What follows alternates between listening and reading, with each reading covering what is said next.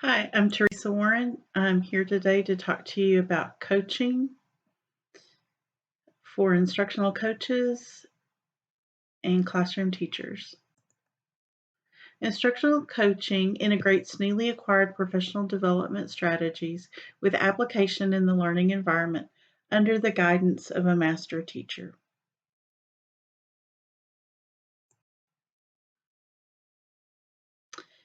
Some of the things that coaches provide for teachers are to co-plan learning units in individual lessons, help integrate standards into instruction. So, an example of that would be integrating the TEKS in the state of Texas into classroom lessons. And then strategies for ELLs.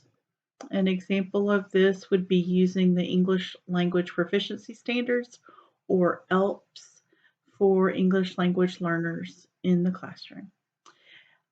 Another support that coaches provide for teachers are to embed rigor into learning, increase effectiveness in planning, use data appropriately, such as in a professional learning community, how to analyze data to better student performance, and then to provide equity in instruction. We want to make sure that instruction is equitable throughout the school district and that students are all receiving the same level of rigor within their classroom. And then also to model instructional strategies. A teacher may not know how to um, carry out a particular lesson with strategies, professional development strategies that they have learned. And so a master teacher or a coach would provide that modeling for them.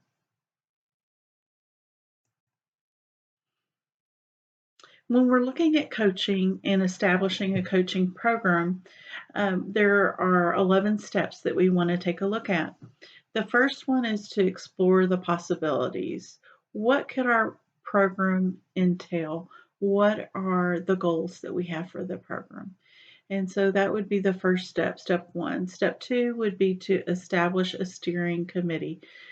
We would want administrators throughout the district and also campus administrators, possibly teachers, to help establish what this program will look like. And we could do that through the use of a committee.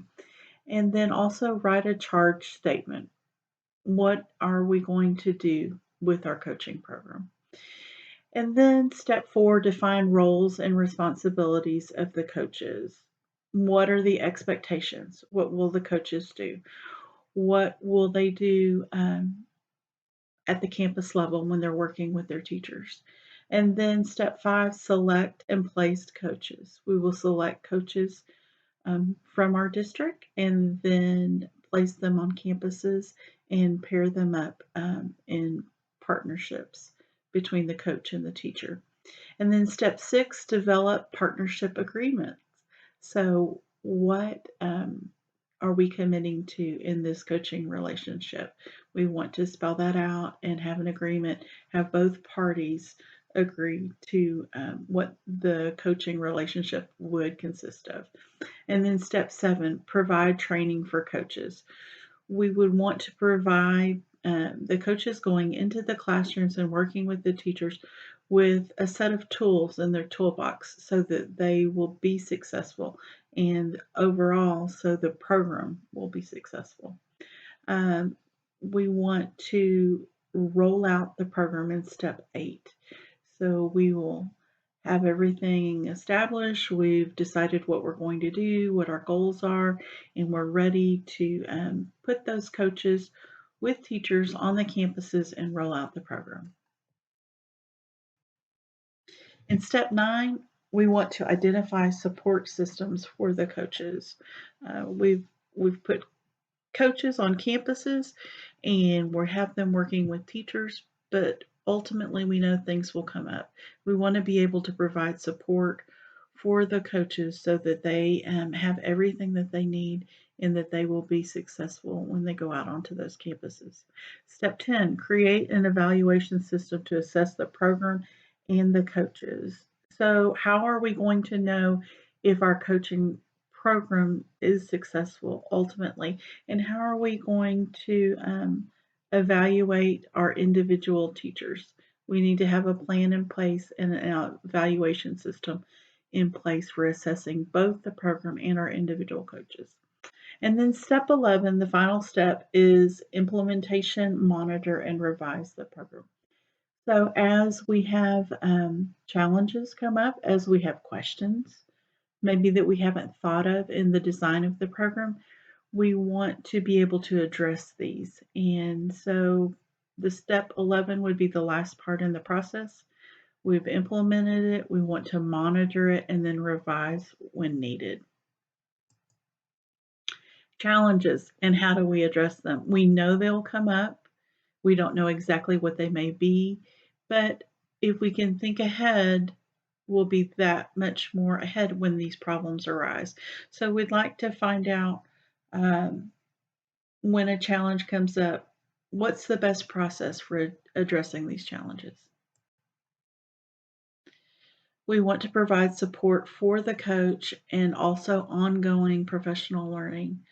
So as the coaches are on the campuses, they're seeing more and more what is needed, and also they're seeing ways that they can support their teachers. So we want to support them through providing that ongoing professional development.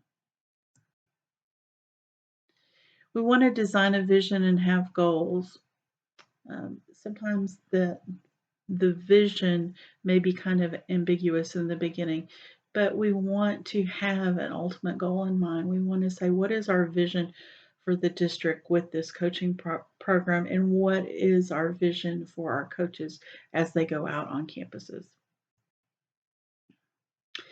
Define criteria for coaching.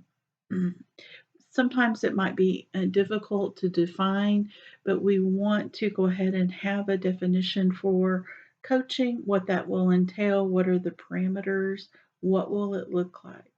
And we want to define that for our coaches before they go into the coaching relationship with their teachers. Build relationships and trust. We want the teachers to feel comfortable with their assigned coach. We want them to be able to share freely when something's working, when something is not working, and also what they need in that coaching relationship. So we want to build relationships and trust. Confidentiality. Teachers want to know that they can share freely with their coach without it going back to their campus administrator or even their district administrator. They want to know that what they say stays with their coach. As they do that, it helps build trust, and also it helps develop a more effective relationship. We want to be able to give coaches the time to coach. Um, we want them to have adequate time, whether that's a daily opportunity to meet with their teachers or a weekly opportunity. We want to give them sufficient time to build that relationship and also to share instructional strategies, whether it's in PLCs or one on one instruction. In conclusion, instructional coaching is critical to teacher development and effective instruction. A successful coaching program integrates the use of highly skilled coaches with a well designed structured support system. Both aspects of coaching design work together to provide an optimal learning experience for students. These are my references. Thank you. If you'd like to contact me, this is my email where I may be reached. Thank you, and I hope you enjoyed the presentation.